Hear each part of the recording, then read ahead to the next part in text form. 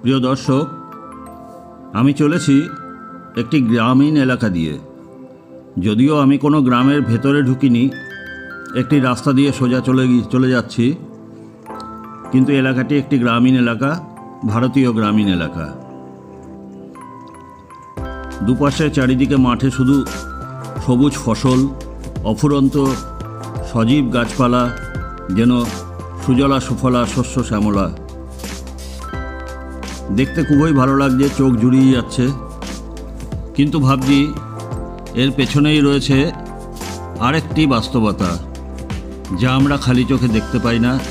তা হলো এই গ্রামীণ জনজীবনের করুণ এবং সমস্যা জর্জরিত দারিদ্র দশা।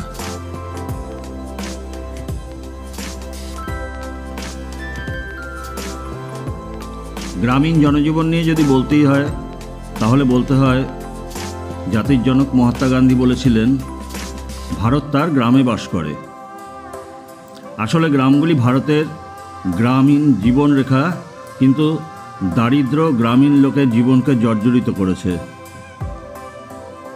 অনিয়মিত বৃষ্টিপাত এবং বন্যার কারণে ফসলের ব্যর্থতার সাথে সাথে জমির মতো গ্রামীণ সম্পদের অসম বণ্টন দেশের দারিদ্র্যের আরেকটি কারণ।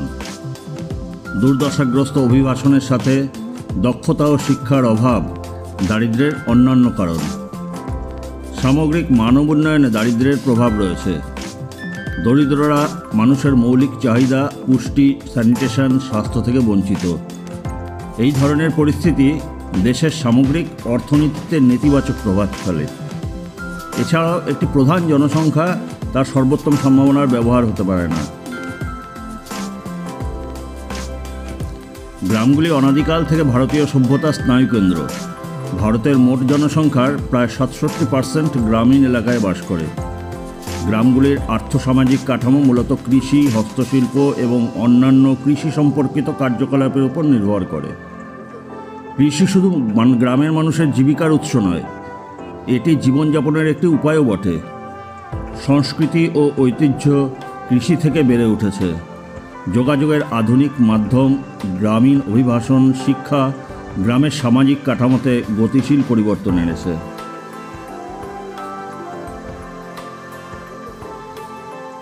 গ্রামের প্রধান জীবিকা কৃষি।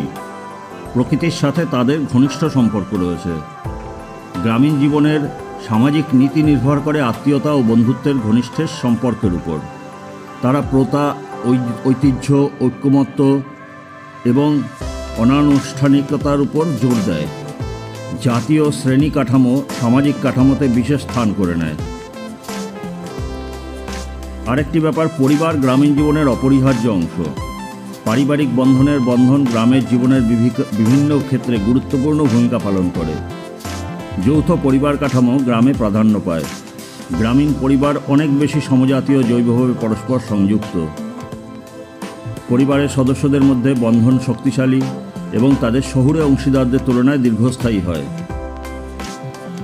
পরিবারের অর্থনীতি প্রধানত কৃষি এবং পুরো পরিবার একটি একক অর্থনৈতিক সত্তা গঠন করে, একে অপরের সাথে সহযোগিতা করে এবং সাধারণ সম্পত্তি ধরে রাখে। সদস্যদের মধ্যে এই পারস্পরিক নির্ভরতা গ্রামের লোকেদের মধ্যে একটি যৌথ চেতনা বিকাশে সহায়তা করে। তো দর্শক, thank you for watching this video. পরের ভিডিওতে আবার দেখা হবে আপনাদের সাথে।